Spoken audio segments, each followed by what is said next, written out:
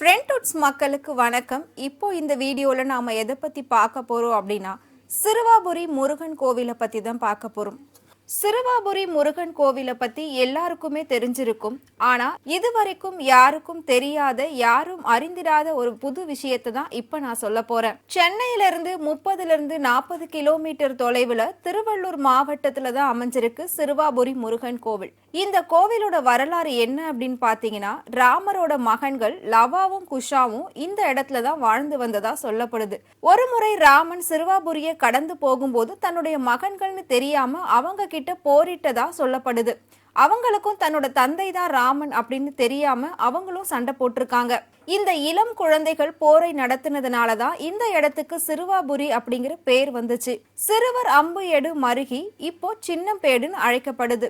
இந்த கோவில்ல இருக்க முருகனை எல்லாரும் பாலசுப்ரமணியன் அப்படின்னு அழைக்கிறாங்க. உங்க எல்லாருக்குமே கண்டிப்பா தெரிஞ்சிருக்கும், இந்த கோவில் செவ்வாய் கிழமைகள்ல ரொம்பவே விசேஷமா இருக்கும்னு. நடுராத்திரியில இருந்தே அங்க பக்தர்கள் கூட்டம் அலைமோத ஆரம்பிச்சிடும். ஒவ்வொரு செவ்வாய்க்கிழமையும் அங்க அன்னதானங்கள் அதிகமா கொடுக்கப்படுது. எதுக்காக அப்படின்னா, தொடர்ந்து 6 வாரங்கள் முருகர் கோவிலுக்கு போனா நம்ம வேண்டிக்கிட்டது நடக்கும் அப்படிங்கிறது ஐதீகம். அப்படி நம்ம வேண்டிக்கிட்டது நடந்துருச்சு அப்படின்னா அங்க நாம அன்னதானம் போடுறது வழக்கமா. இது எல்லாருமே தெரிஞ்ச ஒரு விஷயம்தான். என்ன யாருக்கும் தெரியாத விஷயம் அப்படின்னு தானே கேக்குறீங்க.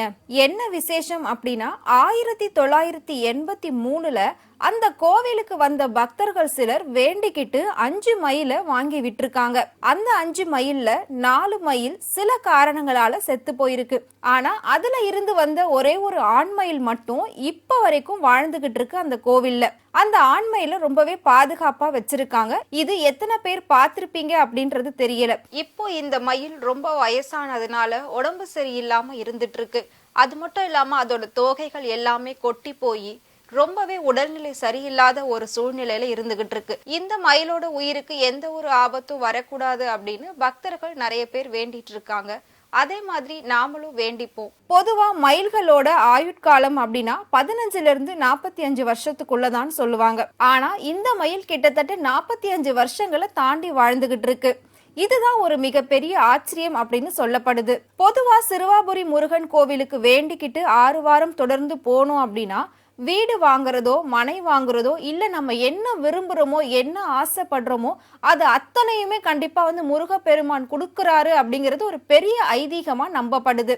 இதனாலதான் பக்தர்கள் அந்த கோவிலுக்கு படையெடுக்க ஆரம்பிச்சிருக்காங்க.